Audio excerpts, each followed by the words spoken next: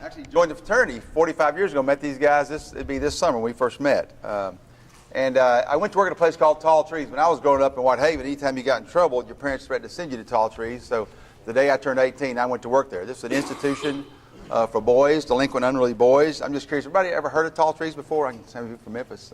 Anybody ever been to Tall Trees? Were you sent there as a kid? Oh, okay. But I went to work there in 1973 as a college counselor, and I was also attended school in the morning at the University of Memphis, but worked pretty much full-time at Tall Trees. Actually lived there as well.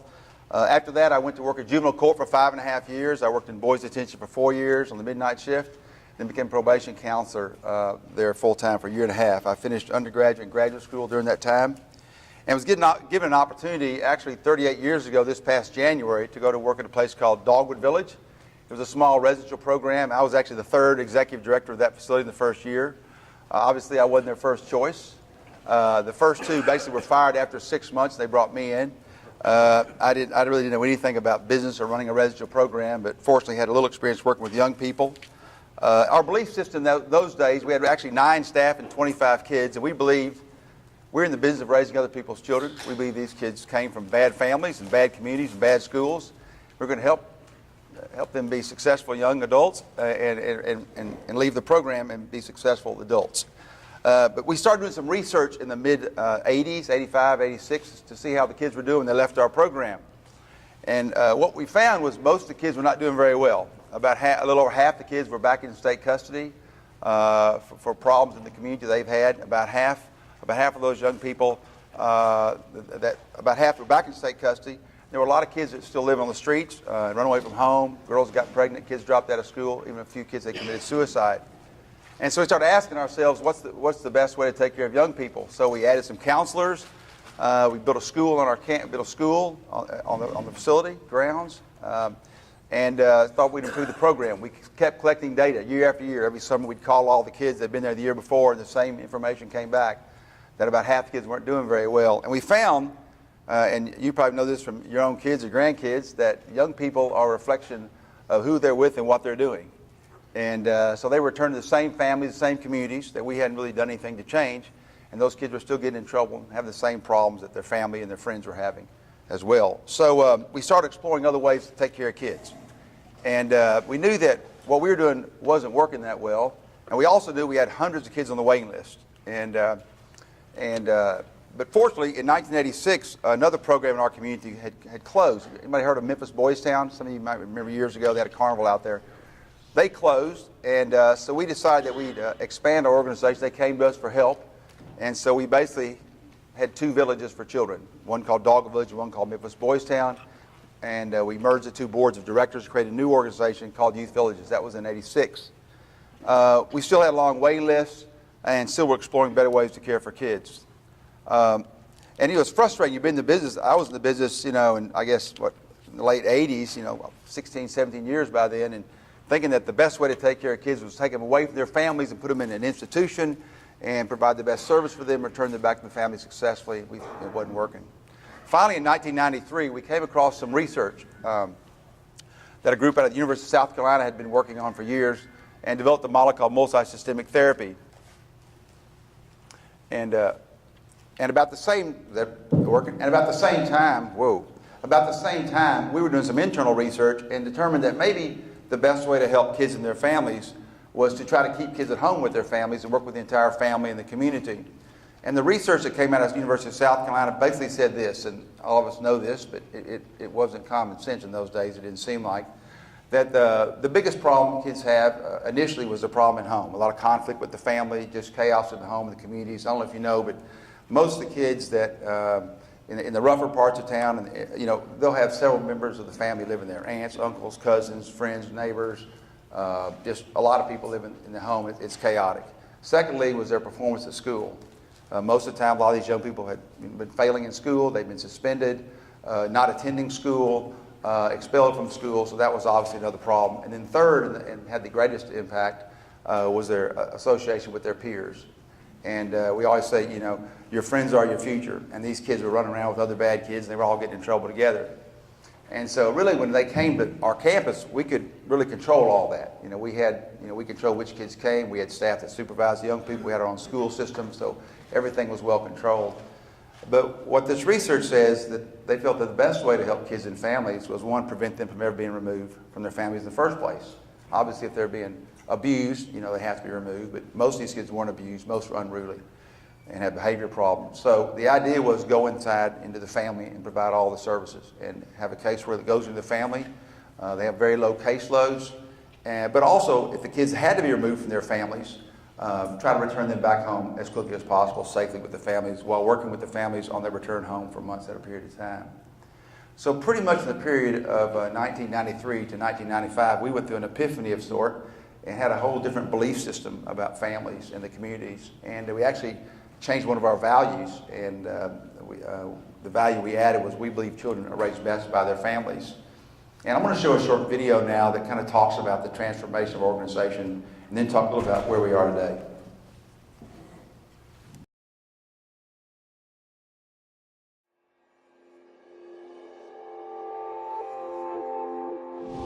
Today, there are a stunning 3.5 million children in America's state child protective and juvenile justice systems. And these are a variety of kids who have a variety of problems, ranging from simple shelter issues, they need a place to live, to some bigger issues that have led to 500,000 of them being removed from their homes. And within this broader population, there's a large number of kids with what you could call extreme needs. Kids who demonstrate behaviors such as abuse of drugs, abuse of others, abuse of themselves, or other extreme antisocial behaviors. They're different. These kids usually need a lot more help than the people around them can provide. For their safety and the safety of others, society has to intervene. So there have been as many approaches to intervening with this population as you can imagine. As a society, we've removed these kids from their homes and tried scaring them straight, locking them up, boot camps, campouts, secluding them, even sedating them. But here's the thing. When we send these removed children back home, these interventions don't last. When you try to measure the long-term success of these kids, more and more studies show our most extreme methodologies have been extreme failures. One study showed that 25% of young adults who had been in state custody as kids had gone on to be homeless. A third lived in poverty. 45% didn't complete high school or their GEDs. Another study showed 50% were unemployed 18 months after leaving the system. For the kids in juvenile corrections, 50 to 80% were rearrested within 2 to 3 years, and many of their parents are fighting the same struggles in their own lives. At Youth Villages, we asked ourselves, what if we tried an extremely different approach? What if we reinvented the way we address these fragile children and focused relentlessly on their long-term success in life? What if we started over, actually believing in the kids who are the hardest to believe in? Jacob's mom was addicted to painkillers. His dad had become an alcoholic after losing his job. When the authorities stepped in and took Jacob and his brothers, the boys had missed 61 days of school and accumulated 47 juvenile charges. When Natalie was 7, her parents became immersed in a cult. Natalie endured severe and recurring abuse at the hands of the group's members until the authorities intervened and placed her with her grandmother. Though she was now away from her abusers, she was far from safe. The second grader had serious suicidal and homicidal behaviors. Sarah first thought about killing herself when she was 8, and her private struggle only got worse in her adolescent years when her parents split, the family moved, and a friend was struck and killed by a bus. By the time she was 15, she couldn't go to school, was cutting herself, and had attempted suicide 2 times, the last time by taking 52 pills. Daniel's father died the year Daniel was born. By elementary school, his outbursts were becoming more frequent. One day, he exploded. He wrote a note that he was going to kill himself, threw it at his teacher, and bolted out of the classroom. The school counselor told Daniel's mom he was a sociopath in the making. He was 10. These 4 kids have a Youth Villages counselor. And while the traditional caseload in this country is 25 or more kids, In the Youth Villages model, 4 to 6 families like these are the sole caseload. A counselor has one job: to do whatever it takes to create a functioning family for the child.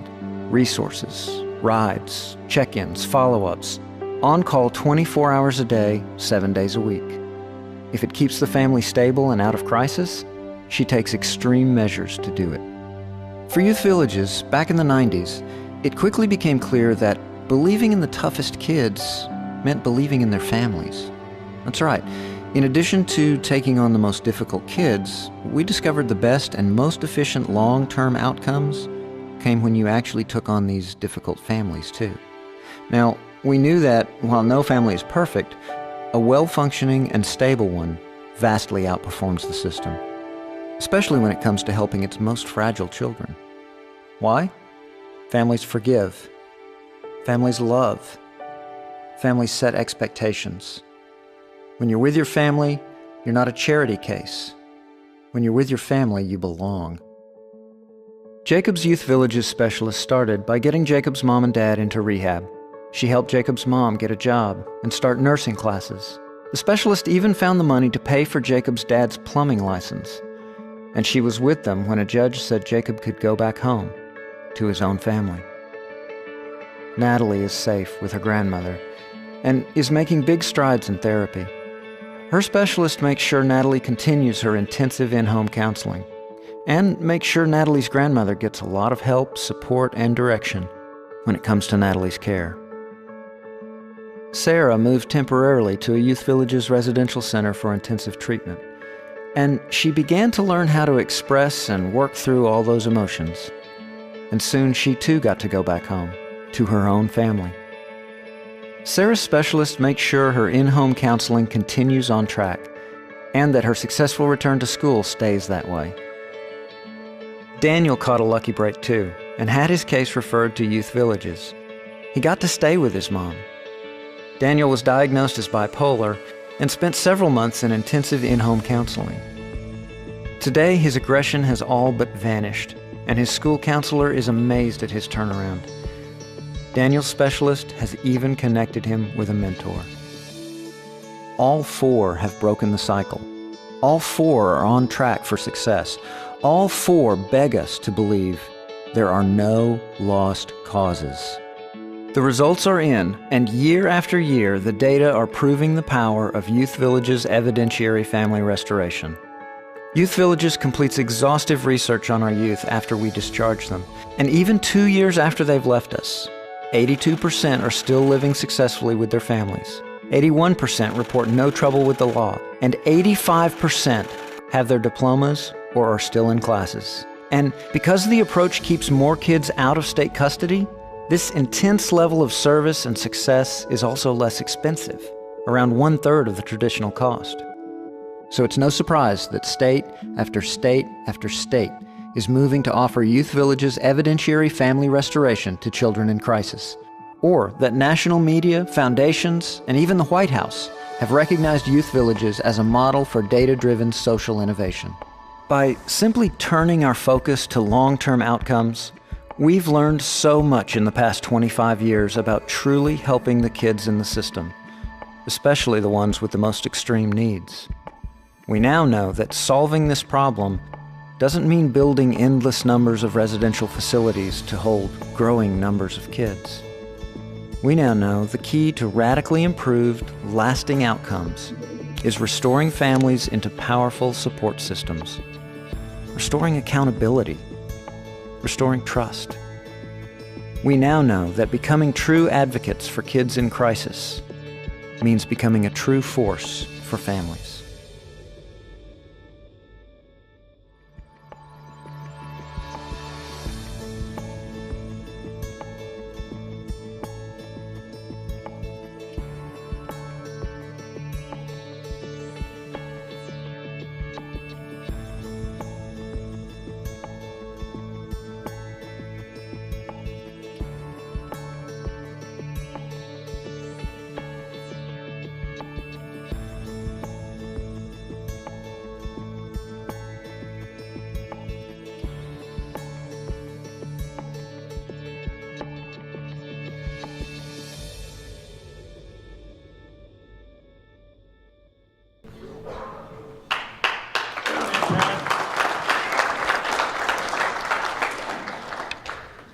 basically, during that period of time, that was that 95, 96 period, we decided to start Youth Villages over. We wrote every job description, every policy and procedure, because like I said, before we thought we were in the business of raising other people's kids.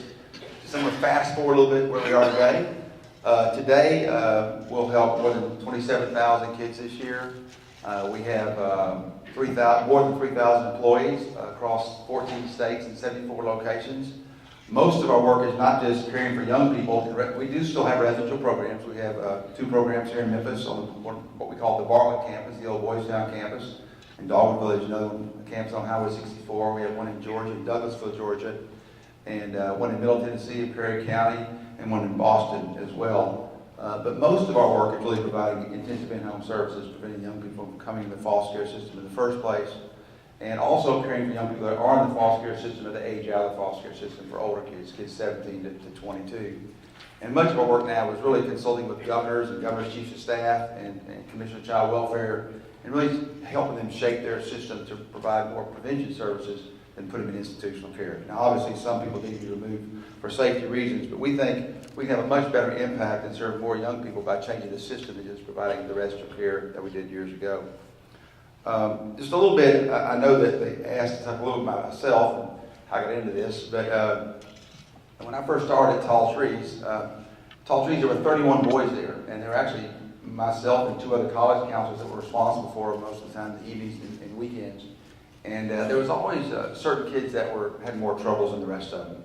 And not just delinquent kids, but kids with really serious mental health problems. And for some reason, I don't know if I was drawn to those kids because they required the most attention, but I just enjoyed working with those kind of kids. And they seemed more fun, seemed more of a challenge, but also I always felt they needed more help. And so as we built the Youth Villages organization, we've always said we don't want to be the organization that turns away kids. I remember as a young probation officer, I had trouble finding a place for the real troubled kids. And so I was excited the opportunity to go to Dogwood Village because then we could take more difficult kids. In our residential programs now, we care for some of the most challenging young people in the country. Locally, we have about 300 residential treatment beds. We have 20, 25 kids there today from Indiana, another 15 or 20 from Wisconsin, 8 or 10 from Illinois, another 8 or 10 from Ohio, dozens from Tennessee, Mississippi, and Arkansas. So we're recognized that organization that takes kids that really nobody else wants. And hopefully, they'll return back to their families. And in most of those states, we have some in-home services, but in other states, some of the states we don't, we still work with other organizations to provide the in-home services so they return home successfully. That's pretty much why I got into the business. I don't know if all those catechism classes stuck in my head somewhere along the way. I was never good at memorizing, so I'm sure it went into the stuff I was supposed to memorize. But I just always had a passion of working with troubled people, I guess. And most of the staff at Youth Villages have as well. A little bit about our workforce.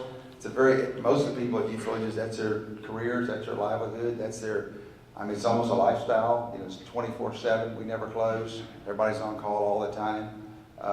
We have probably over 800 people with master's degrees, probably 80 or 90 who are licensed. Of course, we have psychiatrists and psychologists and nursing staff as well. And that's an area y'all can help. We are always looking for staff. I don't ever recall a time we were looking for good staff. Right now, with the economy the way it is, it's hard to find good staff and keep good staff. We're always looking for foster families. We have a foster care program in Tennessee and Mississippi. We have about 500 kids in foster care. If you know anybody that would be open to a foster child, Stu, you adopted a child, and we also have an adoptive program. You can go on our website and see beautiful stories and beautiful pictures about young kids and young people that we're trying to find adoptive families for today. Of course, we always need volunteers and mentors. A lot of the young people in our residential programs don't have families, or families don't ever come visit them.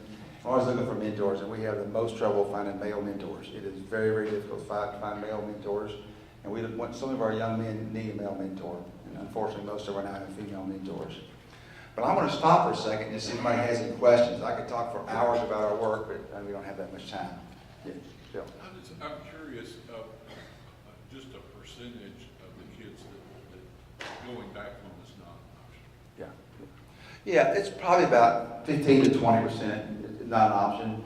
And then we're looking for adoptive homes, or unfortunately some long-term foster care situations, or sometimes they're aging out of the foster care system. And those are the kids that we help live independently. We have a program called YV Life Set for young people that turn 18, there's nowhere for them to go.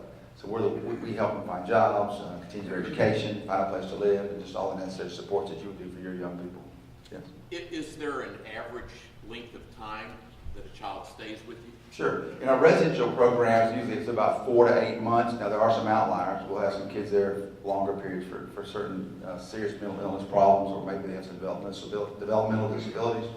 In our in-home program, it's usually around 3 to 7 months. Of course, foster care could be years.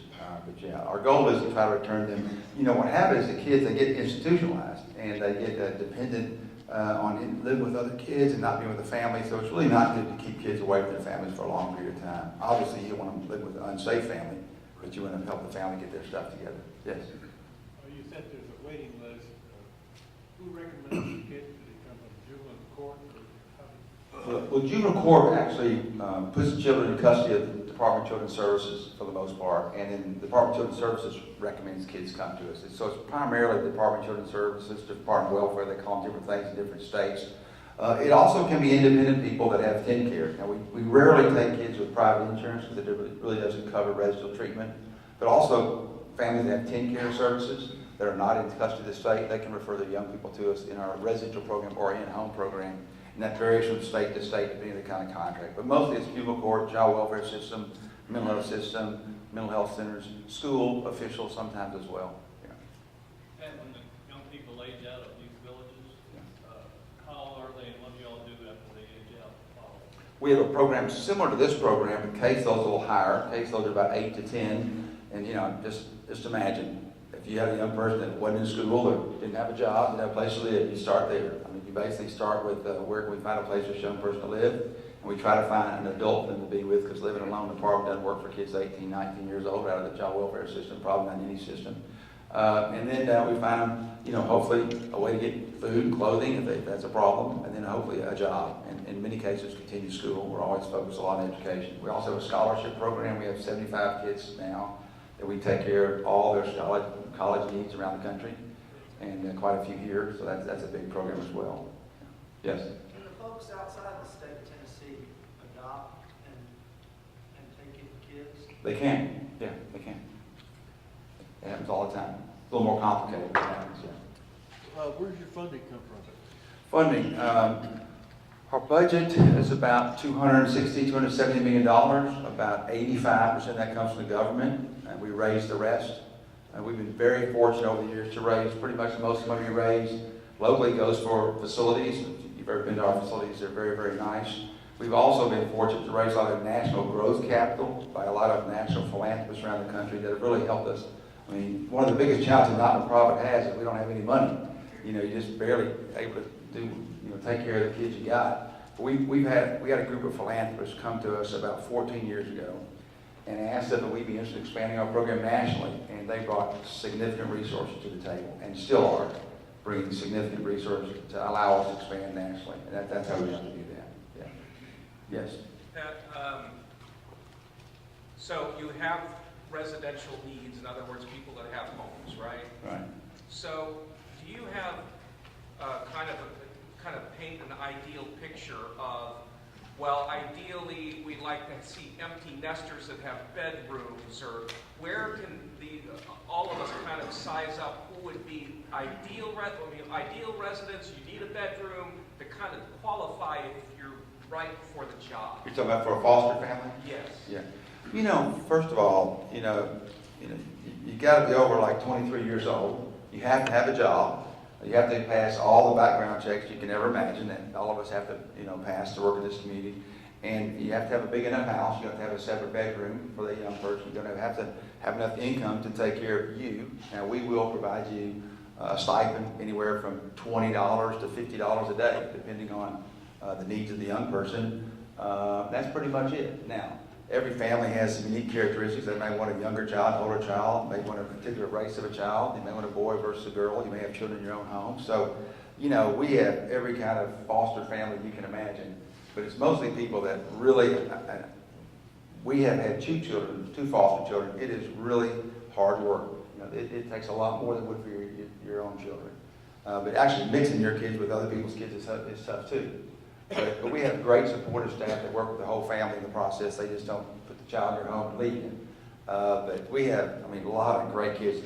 We probably have, I know we have about 100 kids looking for adoptive families now, probably 200 or 300 looking for foster families as we speak. And it's very difficult to find white foster families in this city. Very, very difficult. Yes? Pat, and I know you and I have talked about this, but give the guys an example of a young person that comes to you that you end up with that's very difficult to kind of get squared away. Yeah. I think everybody should maybe hear those. Yeah. stories about some. Well, I'll tell you a story about a kid named Fred. This is an interesting story. Fred came to us and he was 12. Started out in foster care. We had first of all, there were 10 kids in this kid's family. And the family was not only neglectful, parents had a lot of other problems as well. So they'd spend a lot of time in emergency shelters and just living on the streets. And we got him and about 5 of his brothers and sisters when he was about 12. And he came to us in our foster care program and then had some more problems and ended up coming to our residential program. Well, one thing about Fred, and I tell you the story about Fred, because so often everybody thinks that these kids are just all losers and they're never going to make anything of themselves, because that's all the stories you see on TV. Well, Fred was a smart kid, and we knew he was smart, but we knew no one in his family had ever graduated from high school. Parents, grandparents, nobody. This kid's poor, too. Their family had no income at all. And so we thought he was pretty smart and did pretty well in school. And we finally convinced one of his aunts to be a foster parent for him. And she was the best of the crew. Wasn't the best, but she was all right. She became a foster parent and decided to take Fred on. Well, Fred was the first one to graduate from high school. He graduated from high school, the valedictorian of high school class. Received a full scholarship to Mississippi State, walked on to play football. Fred's graduated since then, actually decided to quit football and focus his studies on his studies. And Fred is a software developer for American Airlines. And if he was here today, you would say he's one of the smartest kids or people you've ever met. Very, very, well-balanced kid, very responsible. Now, obviously, we have kids aren't like Fred, have a lot of problems. Many of our young people, many of our girls have been horribly sexually abused. We've had a lot of kids trafficked. I heard you make reference to somebody coming to talk about trafficking. Most of those kids have been in our residential programs. We have kids with every kind of developmental disability you can imagine. We have kids on the autism spectrum. There's a little boy out there, if you come to visit every day, he wears a headgear. He needs a headgear because he bangs his head often. We have kids with a lot of cutting behavior. When I was growing up, I don't remember anybody cutting. You can walk in our girls' facility and you will see kids just sliced up from head to toe. It's amazing. And they come that way and just cutting has become, it's almost like a copycat crime. One kid sees another kid doing it, they all start doing it. But we have more problem with girls now. We have safety precautions. They don't do it so much there before they get there. There's a lot of that going on. We've had kids come in with broken legs, jumped off water towers, bridges, trying to kill themselves. We've had every kind of suicide attempt you can imagine before they came to us. Some of our young people, their goal every day is to kill themselves, and they'll tell you. So dealing with these kind of young people makes it very, very difficult. I mean, we have cameras everywhere, and every safety device you can possibly imagine in our residential programs, especially these young people. But surprisingly, most of them do well after they leave. You saw the data. It's a little lower for the kids coming out of our residential treatment program. It's in the low 80s in terms of success rates. But we take care of some very, very challenging young people. I came to your operations center a few years ago with Billy DuBois. As long as I know him, I didn't know everything that he did. If you could ever take a tour with operations center, is that Brother Boulevard? Yeah. You'll learn that they do a whole lot more than you see in the service. It's pretty fascinating operation. We're building a facility now that's going to be open probably about a year and a half if it ever quit raining. Just giving you an idea how big it is, it's 3.5 football fields under one roof. And it's for the most troubled kids in the country, and it'll be fantastic. It's called Bill's Place. It'll be something special. Where's it at? It's on the Bartlett campus, back in the back of the Bartlett campus. You really can't see it unless you drive onto the campus out in the Bartlett community on Memphis Arlington Road. Very, very nice facility. Yes. Where do the kids go to school? All the kids in our residential programs go to our own schools. We have schools on the campus, fully accredited schools. Now we have some group homes also I didn't mention in Tennessee, and most of those kids go to our school on the campus. Some go to regular school, but all the kids in our foster care program, community-based programs, they go to community schools. Yeah, that's our preference. Yeah, in schools. And most of these kids, it's interesting. They have, I mean, our kids don't just have academic and mental health problems. I mean, you would not believe the medical problems and the complications our kids have. And I was meeting with a group of optometrists from the optometry school working with our kids, and I was shocked. So how many more vision problems our kids have than the traditional population? I didn't know that. And we have a great contract with them. Of course, we have a contract with UT for healthcare as well as mental health services also. Yeah. Yes. Pat, it's obvious that you've got a special gift and a passion for helping children. And having done it as long as you've done it is just phenomenal. How do you keep your staff of 800 motivated and not losing hope? Yeah. Well, actually, we have a little over 3,000. But you know, most of the people that come in our business, it's kind of funny. You know, people ask me all the time. You know, do you get discouraged? Yeah. You know, we get disappointed, but never discouraged. We look at a child with a problem as how we can help that young person. We don't look at the problem. We look at what are they good at, what can they become. I don't know, I'm not an architect, but I think architects walk in a room and say, how can I redesign this room? Or look at an old building and say, how can I design this building? They don't think how terrible it is. Nobody thinks that way. Now, if they do, you can't work in our field very long. I mean, you've got to, and that doesn't mean we don't cry occasionally when we see a terrible situation. We do. But you've got to put a smile on your face, wake up, and offer that young person, that family, the best resources you have from inside and outside to help them succeed. And our staff don't get that way. I mean, it's just kind of innate in their nature that they've got to. You probably know people in your own lives that kind of have a helping gene, and you know that they're just like that. And that doesn't mean that they don't get down sometimes, especially some young staff that are brand new in this business, and they have to learn how to manage that. I remember when I first started at Tall Trees, it was terrible. That first 6 months was terrible, but then I started trying to figure things out. But you know, everything is focused on solutions and problem solving, and you know, creating a picture of the future, providing hope, you know, for that young person, that family. And so it's not, you know, there are some people that burn out, but I think those are the people that probably weren't made for this business in the first place, or they weren't probably given the necessary support during the process.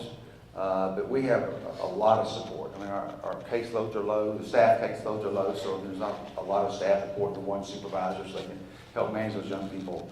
You know, and just a little bit of our staff, 75% women, average age is 36. Most people work directly with young people between the age of 22 and 33, 34. You know, it's a really young workforce. Yeah, one more. If a guy's got an hour a day, a week, a month, or a year to give you, what's the best way to match what time they have available to be of best service to you, Villages? Yeah, we always need mentors, and that usually requires about an hour every 2 weeks. So we're always looking for mentors. Obviously, everybody can't mentor. We have a lot of different volunteer opportunities. On the campuses, we have people come and work at the school to help read with the kids. We have a lot of kids that can't read. We have obviously some fundraising events. We're always looking for volunteers for fundraising events. If your company sponsors events or donates money, that's there. We're always looking to raise money. There's not a nonprofit out there not trying to, you know, find a little more money to provide services for what their mission is. Yeah. So there's a place to fill out Sure. a thing and come see you. There on are. your website. Yeah, we have a website. We have a large volunteer services department. They can find something you'd be interested in. And if you're not interested, talk to somebody else. You know, this is one of the biggest problems we have at Youth Villages is kind of what you were saying, or Stu was saying. Not many people know about what we do. We don't have a big marketing budget. You never probably seen anything on TV, and this is a bad story about us. But you know, we don't. Most of our work and money is spent toward providing services, not building an image for the organization. We have a pretty good website, and it'll probably give you the direction you need to go. Thank you. Yeah. Yes. Each children do y'all serve in your total system? On a daily basis, just almost 5,000 a day. Yeah, about just under 5,000 a day. And it's like 26, 27. We'll probably get closer to 28 or 29 this year. I'm looking at the numbers early on. Yeah, it's a big system, a lot of kids. And we have electronic medical records. We're accredited just like a hospital by the, I don't know if you've heard of, Joint Commission, but we're accredited just like a healthcare organization, have all the HIPAA rules and all the medical record rules and, big IT department. All of our staff that work in the field, have a mobile device and all their work done on that. Very sophisticated when it comes to electronics in our organization. Yeah, and then we're fortunate to have that. We've had some very, very generous gifts from Microsoft over the years in terms of technology. Very helpful. Yes?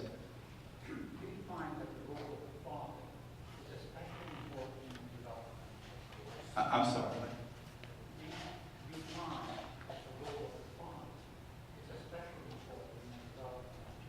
He asked if the role of the father is especially important. You know, about 80% of our kids, are from single-family homes.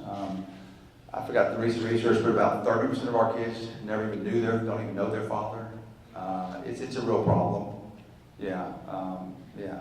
Dads are not very good dads, but I will say this, it's amazing how wonderful some of these families are. When we first started this idea of going to the family, I thought it was crazy. Because in 94, we started talking about it. I've been in the business 20 years, but I started going out and visiting some of these families. They are no different than we are. Now, it might be a grandma, it might be an aunt, it might be an uncle, it might be a stepdad, but they love their kids and care about them just as much as we do. They've got so many problems. You would not believe the life circumstances some of these people have. They just can't manage their own lives. And actually, most of our work in the home is working with the adults, not the kids.